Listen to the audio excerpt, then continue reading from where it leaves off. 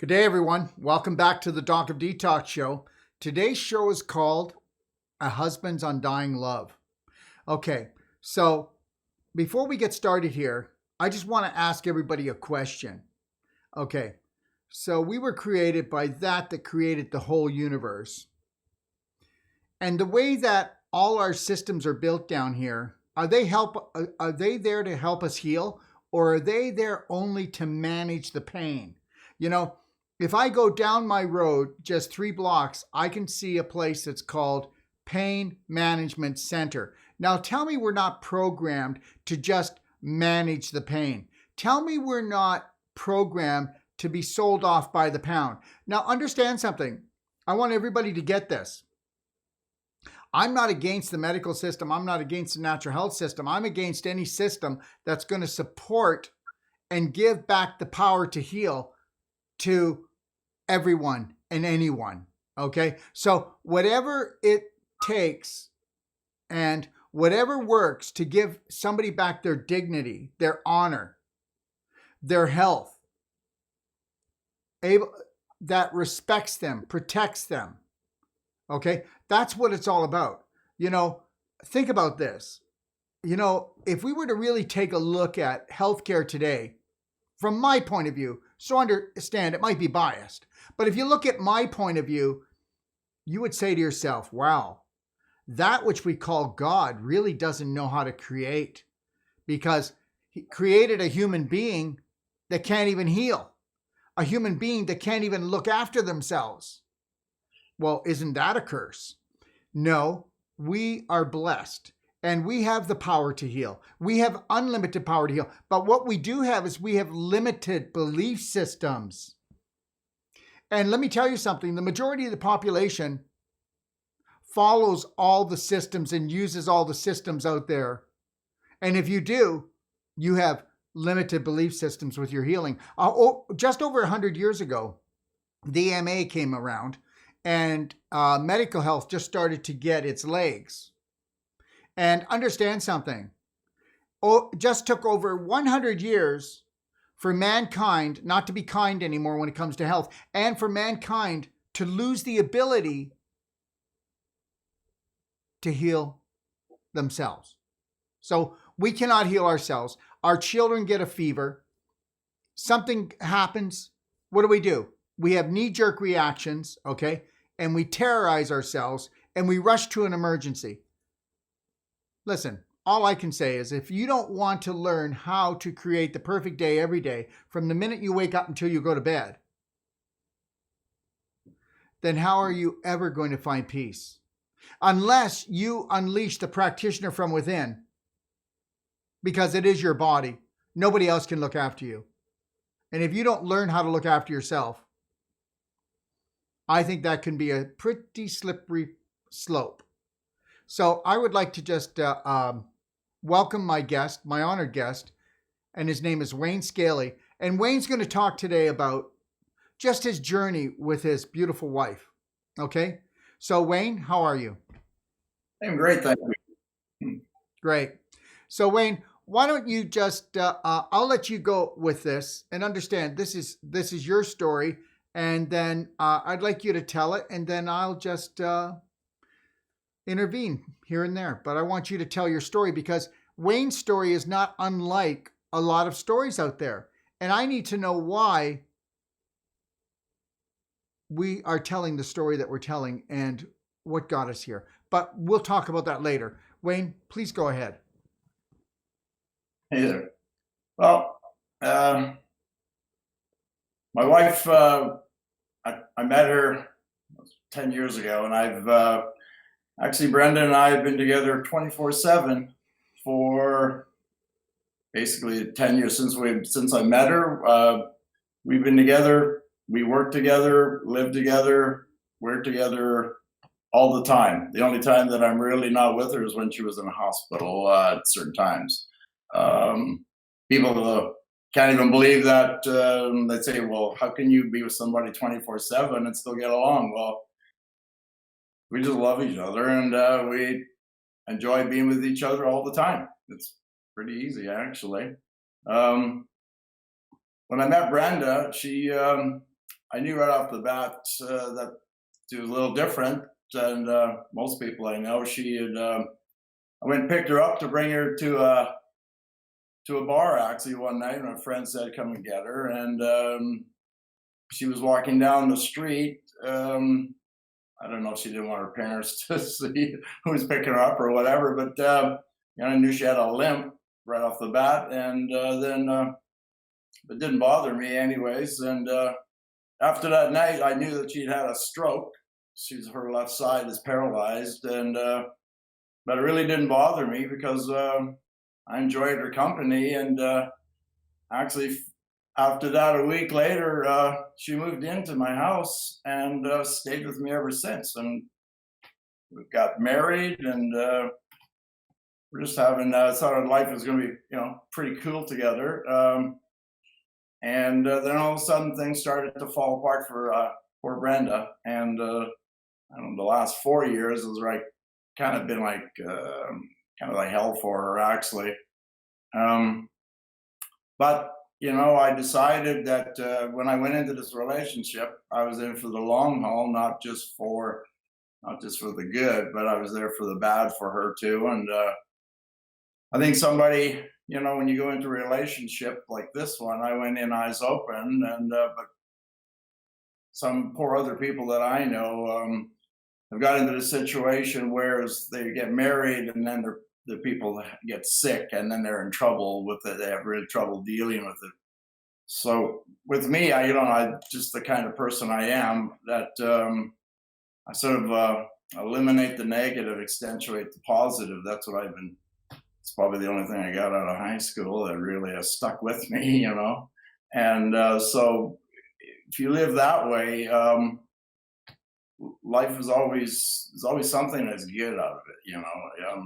If you extract that, then that's what sort of keeps me going, because I find good in most everything.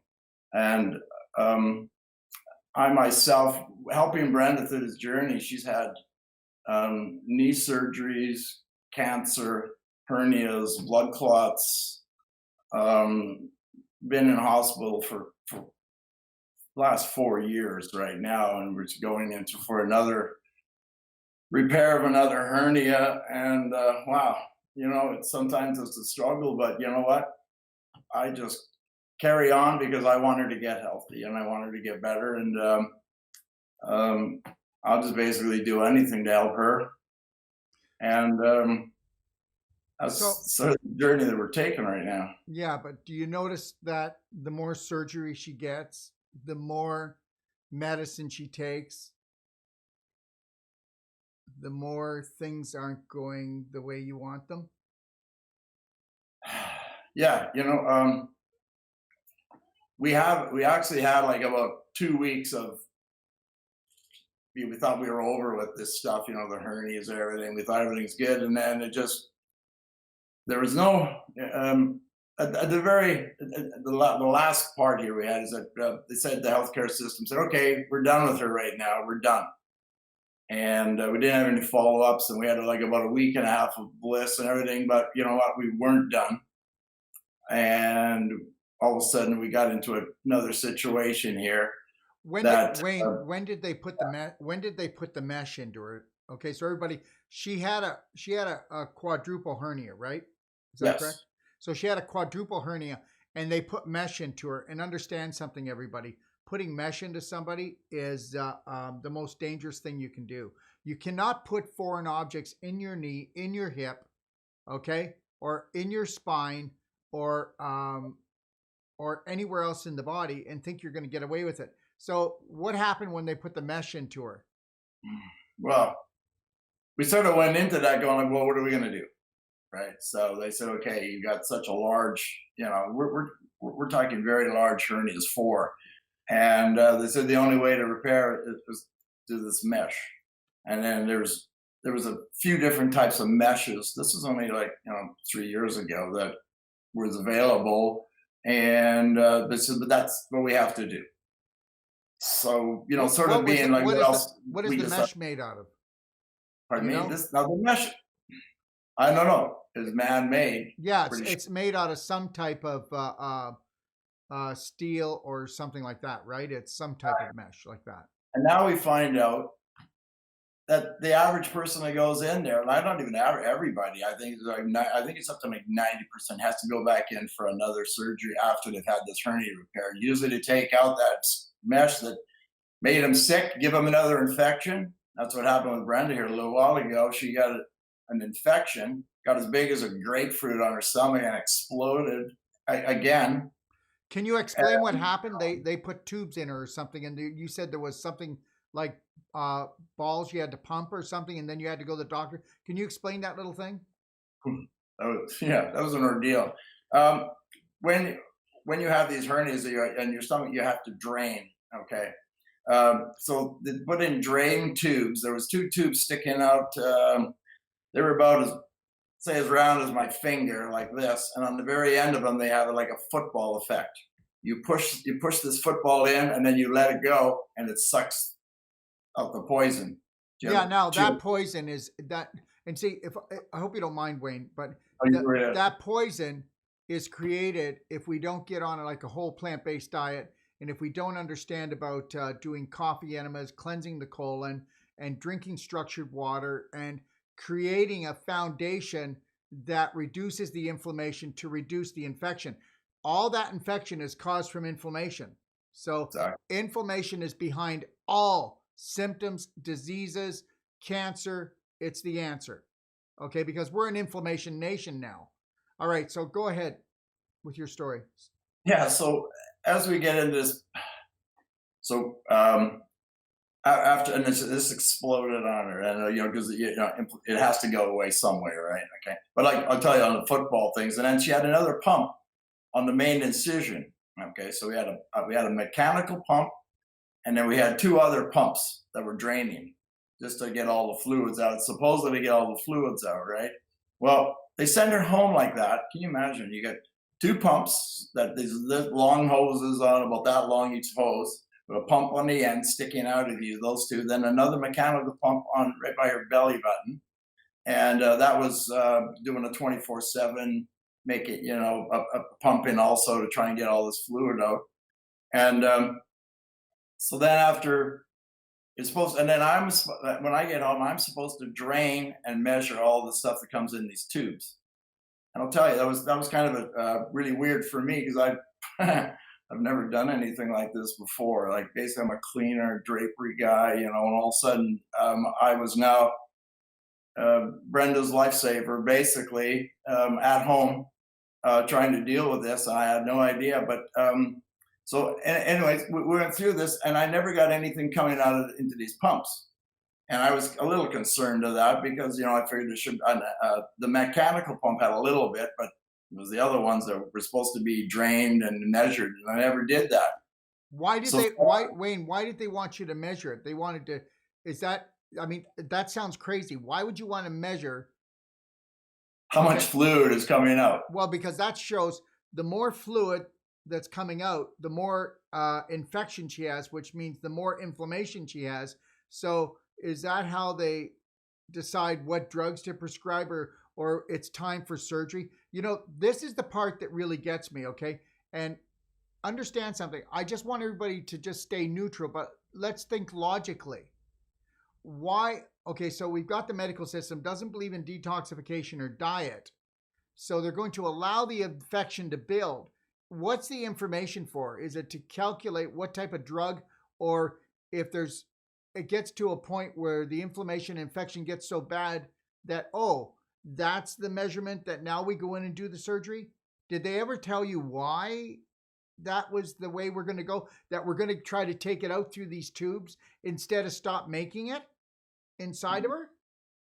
What was the logic? Help me out. Well, once the mesh went in, then you're going to get. And I think myself that because it's a foreign body inside us that shouldn't be in there, the body just starts to want to get rid of it. That's right. Good for And you.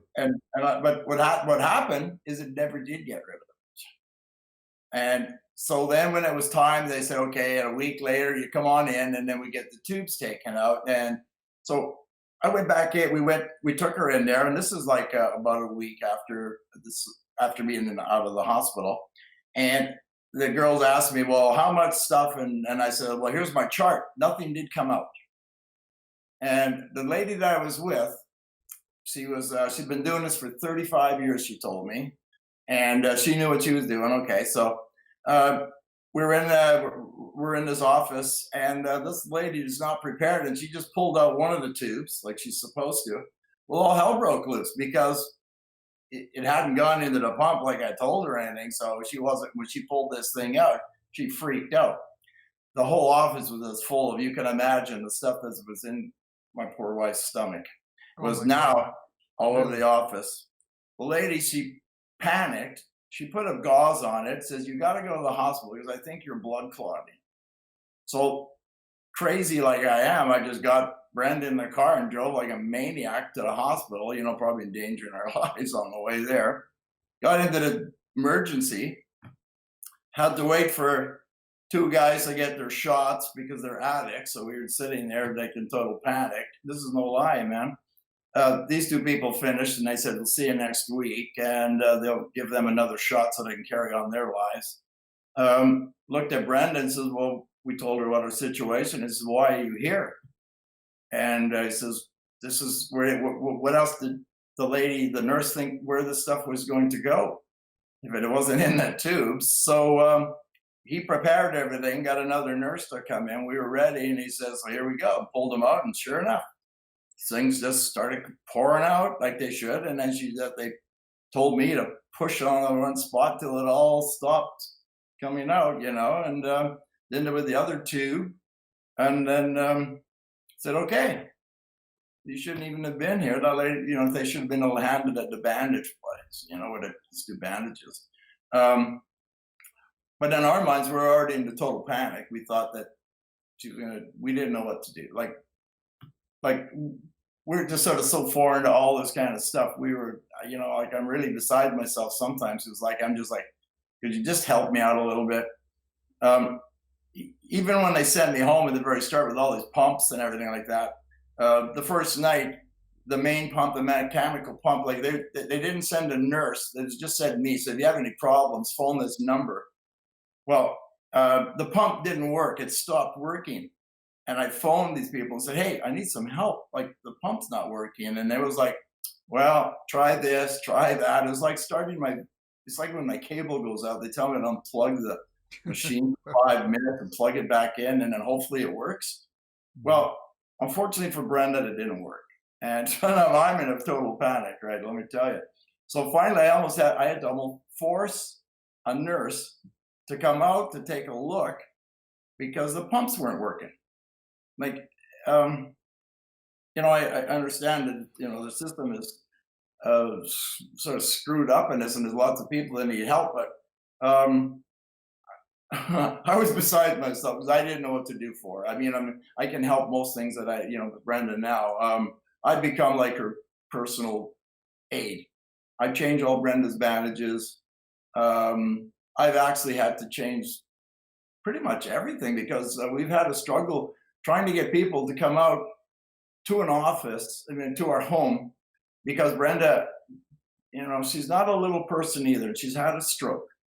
And for her to come in to the office to get all these procedures done is traumatic, very hard to do.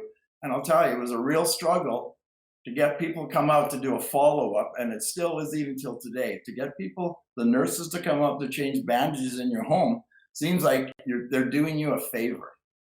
And I really don't get that because the situation that Brenda's in after the whole thing started, she had cancer, but they diagnosed her wrong. They never given her colonoscopy. They give her blood tests and everything, and then they said 95% that she has Crohn's. So what they did then is they give her steroids to create the Crohn's. I understand, open up the intestine so things will pass through. But really, what happened is that Brenda had a 3-inch total blockage of cancer in the top left-hand side of her colon, large intestines. And if it had been another day she would be dead right now because it was an eighth of an inch away from, I think it was her kidneys, no, her liver. And so then, okay, so then she got 12 inches taken out to get rid of the cancer. Um, Doing that, okay, we thought everything's good. We got rid of the cancer. She just had a knee operation. She's supposed to be in therapy for that. But the people, because she was in the hospital, didn't even come and give her therapy on her knee. And because they said, no, you have to come in here. And in the hospital, I said, I can see you guys down there, but you won't come over here to help her. So a real struggle that we've had. I don't like to complain about stuff, but when they send you home with 3 pumps, bunch of bandages, it puts me in a kind of a situation that I want to help her, but I'm really scared because sometimes I really don't know if I'm doing the right thing or not. I'm not a doctor. I'm not a specialist in this, but I think I am now.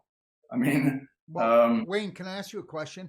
yeah. Do you think that we should try to find the cause of the infection and the inflammation? And if we got rid of the inflammation and the infection, then don't you see how we would just get rid of all these symptoms? I mean, you've got to have inflammation to have infection. You've got to have infection to create a cancer or to create any type of blowout or even a stroke.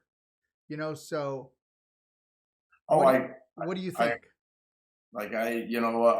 Unfortunately, my wife is not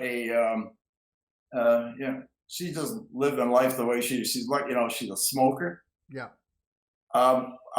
What's really true, like what helped her, like actually, when she was in the hospital, because they wouldn't give her therapy on her knee, they refused. That was really weird. I thought that there should have a therapist come to her bed, and she got full knee, and but they wouldn't help her. So actually, her therapy was getting out of bed with all these hooked up, walking down and walking out of the complex outside so she could have a smoke and back.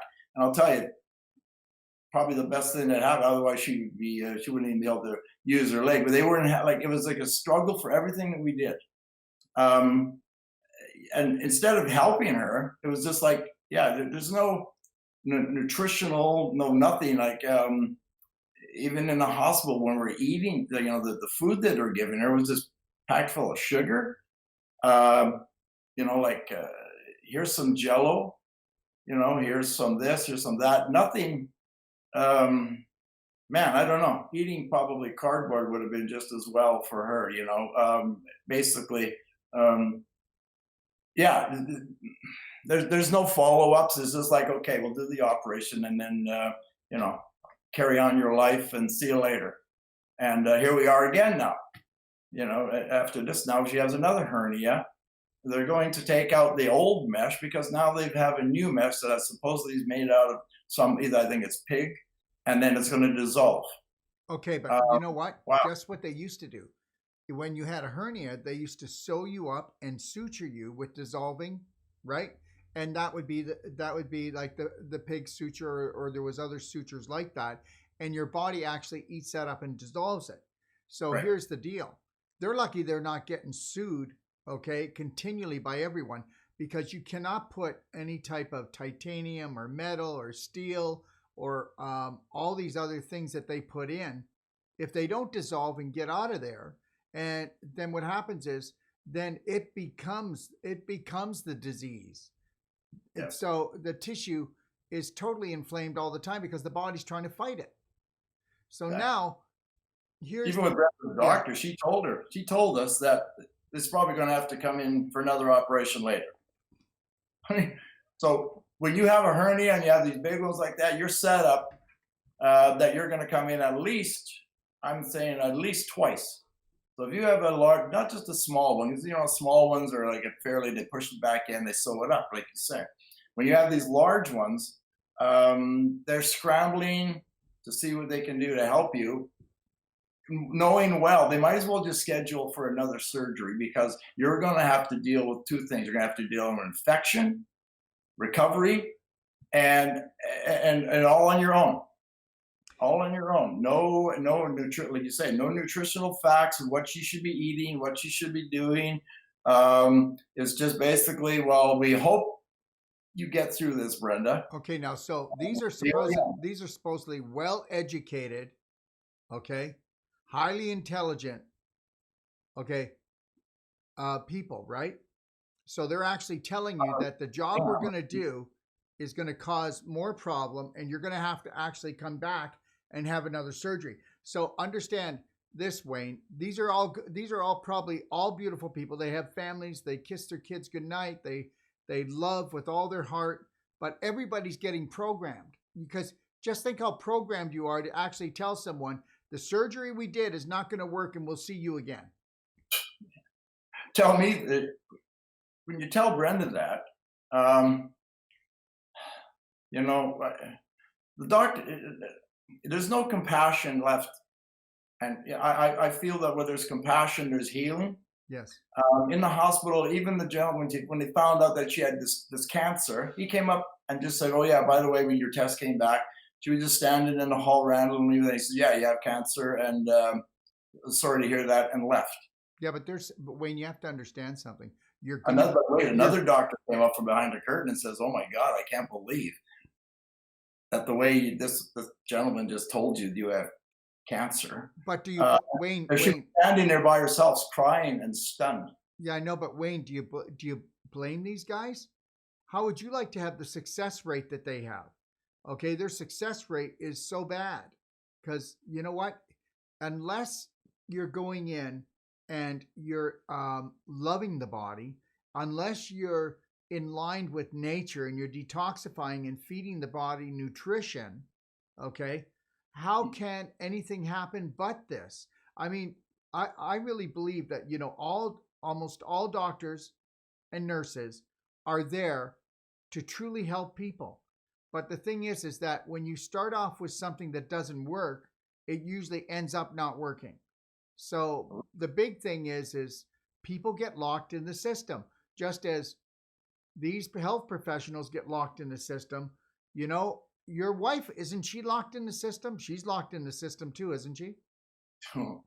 She's so locked in right now. She you know, we, like I said, at one time for like 1 week, after they said we were done with this little infection we had, and they thought that that was it because they didn't want to change her bandages, everything was okay and everything. Sure. But it wasn't. You see, it wasn't that way because she wasn't better, and it created a massive situation for us, which locked us in again.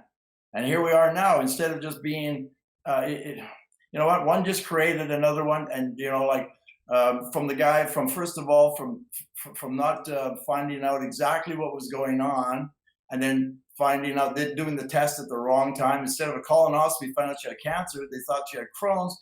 Give her steroids just to make her better so she can, you know, poop or whatever. Created such a shit for us that changed our whole lives. Because now that's what created the hernias, because it's in the walls. Yeah, because that's we shouldn't even been there. We shouldn't even have. I know, but that's what steroids do. They thin the lining of the walls. I mean, it's going to turn on you. I mean, a drug is a drug is a drug. Never had Crohn's. She didn't have Crohn's. She had cancer. But because they did the wrong test at the see, sometimes in a system, you should have if you have a blood test for something that colonoscopy should really take a look, then you find out, he's like, once you get to a certain age, I think you do blood tests and you're going to find you have everything that is wrong with you. But because of the system, they said, well, you're not going to get a colonoscopy for blah, blah, blah. It was on a weekend, so they're not going to do it on Saturday. They won't do it on a Sunday. So we do your blood work. Oh, that came back. You got Crohn's, so we're going to give you steroids. And then they was in the hospital. She was still in the hospital. And she says, well, why am I here then? I can do this at home. And so then they kicked her out of home. But then when we got home, we realized after 2 days, 3 days later that something was still really wrong. But the damage had been done from the steroids that they give her, which they shouldn't have given her. And bang, then we went in for this operation because she had cancer. Like, if we'd have been somewhere else, she probably would have died. Which is like. So what now? So where are we now? So now on June 19th, she's going back in for another hernia operation. She has another one that's about as big as a grapefruit. And they're going to take out the other mesh.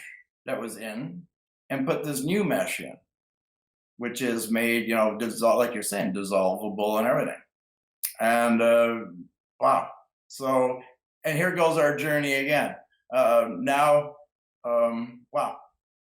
I've had to myself, like she had a stoma before too, eh? Like when she had this operation, she had a stoma. Now, if anybody's ever had a stoma, I feel sorry for them. Man, I tell you what, the people Why don't you tell everybody what that is, please, Wayne? well, what they do is they make an incision in your side, right by sort of like your appendix. And what they do is then they pull out part of your intestine, then they sew that part there, and it might be about this round and sticking out that high. That's your large intestine. And after they sewn it, then they cut a hole into it.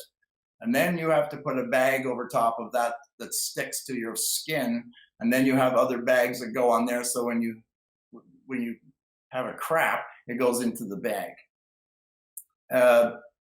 Well, that's a game changer. When you have to do that, I don't know if anyone's had to do that before, but I'll tell you what, it's the most freaky thing that I've ever probably had to do in my life. And I had to do it on a daily basis. I even had a chart because the stoma, it would change. And so I had to measure it every day. And we're talking the inside, outside of a person. It would change, and I'd have to cut these bags to fit them. And because where Brenda's was, a lot of times you'll put this a bag on as permanent, and then these other bags will come on and off. But because where Brenda's was, it couldn't do that. So I had to fit one every day. But not every day, because these things are $15 each. And a lot of times they'll leak. One day we changed 12 bags. 12 bags of $15 each. We had to actually get money from different people to help us because we couldn't afford these things. We would get some given us to us from the health unit, but then they would say, well, these are expensive and this and that. And it was like it's been a battle. It feels like, I understand that when you get sick like this and you need this help, that it costs the system the money, but they were making us almost like a guilt trip. That, well, hey, and even with these stoma things, you go to a health unit and they don't want to change. They don't change them there. They don't want to do it because it's so bizarre and crazy for your head. It's really hard on someone's head. I've struggled myself at times. I even had to put on masks, and I have to put cotton balls in my nose and everything because the smell this is raw sewage, man, coming out of a person's body that I had to deal with, and still am dealing with even today with what the hernias and the infections. I'm gonna tell you, things that are inside your body that are rotting coming out is just you can hardly stand. Yeah, like I can't. I get sometimes I just have to walk from the room and get sick and then come back in and carry on because I'm the only one that would do it. She wouldn't even go to a health care unit for people to do that. So I just said I have to. Well, hey, it's my woman, it's our lives. So How's your I'm the health? one who stepped up to the plate and did it, and that's all it is to it. How's your health, Wayne? Well, I'll tell you, I'm pretty good. I think, stress. I'm talking about, Wayne, I'm talking about the actual. Listen, do you know how many caregivers that end up coming to us sick because they've been caregivers and they've given so much, and there was no self-care, and they weren't aware of their own health until they got so vitally sick. So when I ask you that, I mean it in the nicest way. How is your health? Listen, my health's good. My brain is kind of fried. Okay. It's very hard on me. It's very hard on my mind. I have to apologize. I love these healthcare services. My neighbor right now is actually having to take a leave of absence. She's a healthcare at a facility, and her mental state is wrong right now. And she's actually getting to get into a leave of absence. I know actually a bunch of people in this business, and they all have issues from just their job. It's a very stressful job. It's a demanding job. And I tell you what, most of the things they really love they all tell me that they love looking after the patients. They don't mind wiping someone's ass and every day, and they don't mind changing these bags. But it's the bureaucratic system that is killing them. They're in a situation where they have people above them that are controlling the way the patients are treated, what they're doing, and that's what they can't. That's what most of them can't handle. They can't handle they're all in a situation where they love handling and looking after the people, but it's their bosses that are giving them that get stress them out so much, and they're in unions, and it's time, and the unfortunate thing is that they don't have enough people. Because people don't want to go into the situation right now because they're going to end up being hospitalized or have a nervous breakdown, or their backs are going to fade out from trying to help their patients out, Right. which is very unfortunate. Instead of finding these people who love it and get into the situation, helping their people, the people aren't going into that. And actually, even right now, I think the government is saying, look, we're even going to give you free education. So you'll come in to be a nurse. And people aren't going into it because they talk to the people and they realize that I don't want to be a mental case at 45. And that's what ends up happening to them. Either your back goes, but it's more mental, I Well, really think. well, Wayne, you can't stay there in a job like that with all that pain and suffering. It's like this. When you go to do a job, you want to see that behind you. When you look behind you, you want to say, "Wow, what a beautiful job! What success that is." You don't want to keep seeing patients come back, and you keep seeing people crying and people in pain. I mean, who can take that? I mean, we're human beings. We're social. We down deep inside, we love each other and care for each other. I mean, that's why heart disease is so prevalent, because our hearts are getting broken, and you can't be in a broken system and not get your heart broken. Totally, totally. Every day I go home, every day I wake up. Sometimes I really have to apologize to Brenda because she says, "Look, I think we got to change the bandage again today."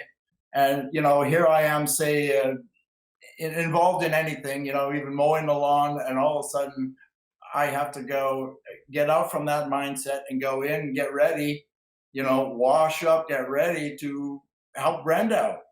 And very hard. Like I tell you, uh, I wish this on nobody. And the people that are doing it, kudos to them, because I'll tell you what, it takes love to heal these people, because you're the only one. You got to hang in there, because like I can say, I'm the only one that's going to hang in there till the end with Brenda. Even the healthcare system, they just give up after a while, and it's very hard. It's mentally stressed. I yell at, you know, sometimes it's a mental breakdown, and you know, it's because there's not a lot of other people can't be around when this is happening.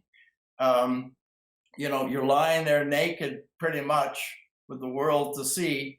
Um, there's no more, privacy, dignity, on and on. And the only one that can really handle it is your loved one. Hopefully, you have somebody that will do that for you. And unfortunately, I think for a lot of people to get into this, they don't have that. It's very hard to do. Well, Um, I think the big thing is that we try to make sure that people don't get into that situation. That's the Totally. reality. If we can be more empowering to people, to have people create the perfect day for themselves from the minute they wake up until they close their eyes. I mean, it's what we do throughout our day and what we do in our spare time and what's in our fridge, what's in our cupboards, what's in our minds. You know that, Wayne. Oh, totally, Yeah. totally. You are what you eat type thing. I guess that's. Yeah. But I'll tell you, when you go into these hospitals and all, but the only time that they really stressed about nutrition was when they thought you had Crohn's, and they said you have to go to a nutritionist now or somebody to find Or out a what you should. dietitian. They said dietitian. Yeah, dietitian, and we never got into that because she didn't have Crohn's, but we were already prepared to go in to get on this diet.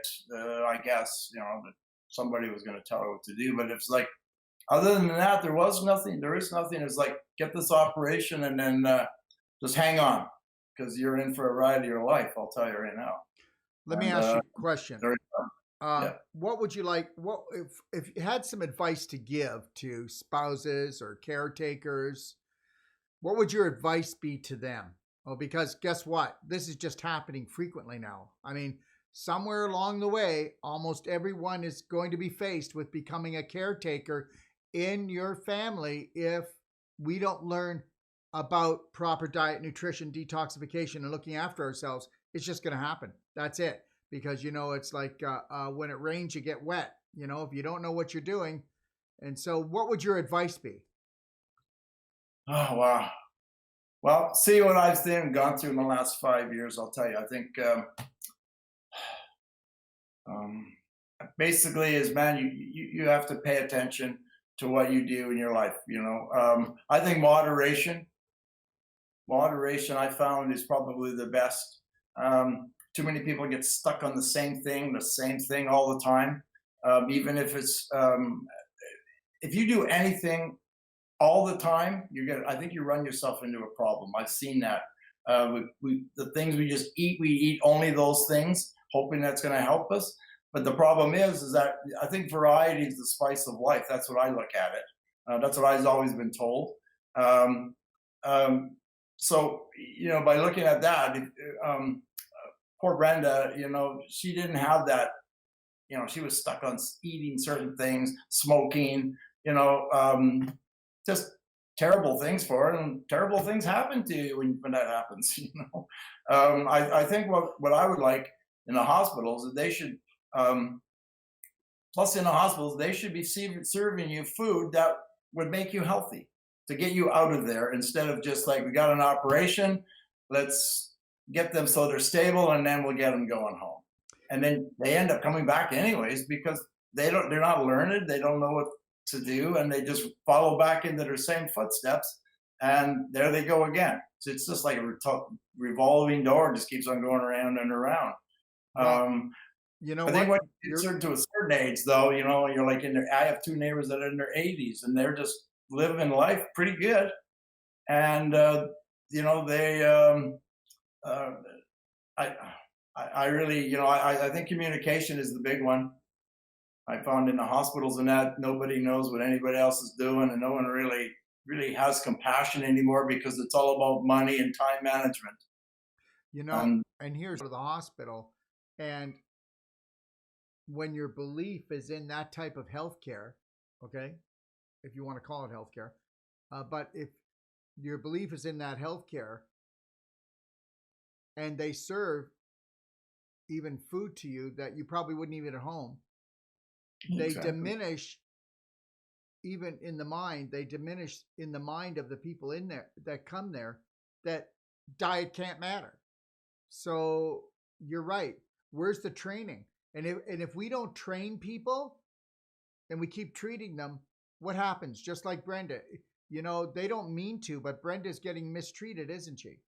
Because you can't, they don't, I'm not saying they're doing it intentionally, because they're not, but eventually it happens. Understaffed. Money is, when I find people in a hospital, for instance, when you go in there, we have a highly trained nurse who's getting you water, blankets, trying to make you happy, rather than have other people who are there. Like, I don't know, a long time there used to be lots of, say, volunteers that would get the lady the water, make them comfortable. It's not like that anymore. When you go in the hospital, it's almost if you need another, some nurses are good, some are bad, but when the pressure comes down to it, you know what? They're standing outside actually with the bells ringing and dinging, and they're filling out forms. Yeah. And you know what? And compassion is sort of not there anymore because they're overworked, they're overtired. And the one thing I really think I would change, I would bring kitchens back in to the hospitals. Each hospital have their own kitchen, because the food that's prepared in another center and brought to this center, brought and then put on trays, and then basically most of it just gets thrown away. Yeah, this is really incredible. Instead of having, food that you can, nourishment that would help you heal to get out of that situation, it isn't there. It's just geared to come on back in. So you go out, and then you come back in, and you go out, and you come back in, and then you die. Sad situation, actually. Well, before we close up here, Wayne, is there anything else you would like to leave people with? Oh my goodness. I really think you should pay attention to what you put into your body, because you really don't want to get yourself put into the situation where, like Brenda, because then you're not going to get out of it. Once you're in it, it's really hard to get out, and it's very, very hard. I think the training and education, nutrition, foods, wellness, is exercise, all that should be taught and trained and exaggerated in the hospitals. It's all about money and commerce, and you know what? That doesn't bring you healthy. Thank you, So Wayne. there you go. That's what I think. Just love your people, love who you're with, and give it all. Thank you, Wayne, for so much for joining us and for sharing your story. I really, truly appreciate it. Thank you. Everybody, listen, it's up to you, right? It's up to you. I mean, it's either self-care or healthcare. Okay. If you don't know how to look after yourself, you've been given a body by that which created the universe. And guess what? It will heal itself when you know what to do. And for those of you, you might want to check out the Doc of Detox library. Just go at docofdetox.com, check out our library. You're going to see this, okay? You see this? Called The Perfect Day. Go to page 35 of The Perfect Day and take a look at the diet. Take a look at the things you can do throughout the day, because it's what you do throughout the day that makes and shapes you, okay? And also, take a look at this, because we eat too much. Everybody eats too much, okay? Take a look at this one too. Fasting for perfect health.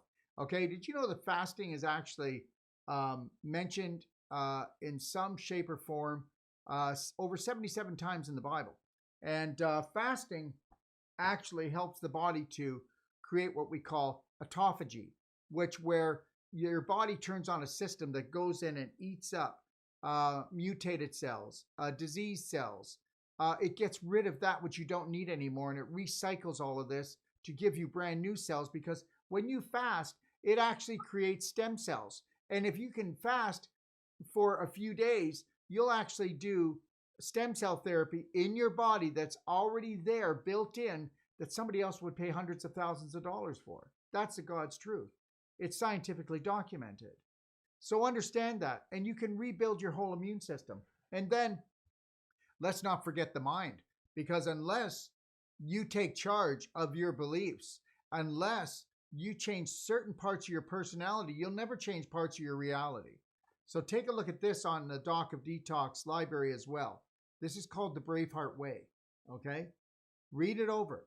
And with each of these guides comes a video that you can watch. So if you get tired of reading, some people don't like reading, watch the video. But understand something. Invest in yourself. And to do that, you must investigate. And you must challenge authority. If you don't challenge authority, then don't ask yourself why you got into this position. Because the problem with authority is it gives them power. And understand this.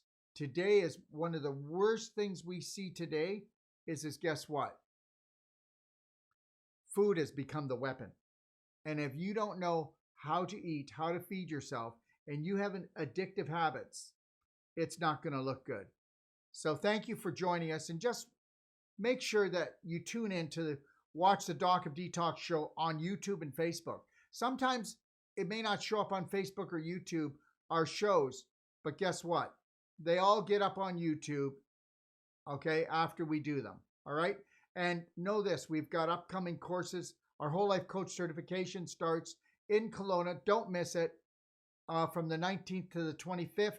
You can see this at itioh.com, okay, International Training Institute of Health. And then our Wolfe Deep Tissue is October 27th and November 2nd. Our Wolfe Non-Surgical is November 5th to the 8th, okay? And understand something. If you're a family, or you're a caretaker, or you're someone that's ill, I want you to know that we can send one of our master trainers out to you, and they'll come to your home. Right now, we have a master trainer in Greece. We have another one on their way to Florida, and they're going to teach families how to do Wolfe deep tissue, how to do the non-surgical, to get rid of the scar tissue, the crystallization, to get rid of the joint problems, to help to get rid of spinal problems. Listen, there's a practitioner in all of us. And they're also going to teach people what to eat, how to think.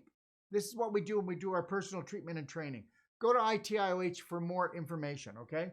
And listen, when you're watching on YouTube, don't forget to subscribe below and make sure you click on the bell to enable notifications so that you never miss a show. And also, at the bottom right of your screen, if you know somebody that doesn't speak English, they can click the CC button, and it will go into any language that they want. So everybody has the opportunity to learn, to create a better life. So let me ask you a question before I close off. Who is responsible to heal you? Okay, and the next thing is it going to be healthcare or is it going to be self-care? You have a choice. Become your own doctor or remain a fool. This is the saying and the quote by Hippocrates. Look it. You will either learn to totally love yourself or continue to run unconscious toxic programs. Loving and healing are a self-serve job. And I'd like to leave this with you today. It's a quote that I put together. I am love, I am healed, I am Braveheart. Today and every day, from the moment I rise until I gently close my eyes, I will trust, honor, respect, protect, forgive, and totally love myself first and foremost before anything else or anyone else. So help me God. Because I am, I can, I'm healed, I'm Braveheart. And again, I want to thank Wayne for joining us and opening up his heart. And guess what? Talk about a husband's love. Love is the greatest thing, but you must have self-love to heal. God bless, and thank you for joining us. If you're looking for life-saving and life-changing information, well, you've come to the right place. Don't forget to click and subscribe. Stay connected.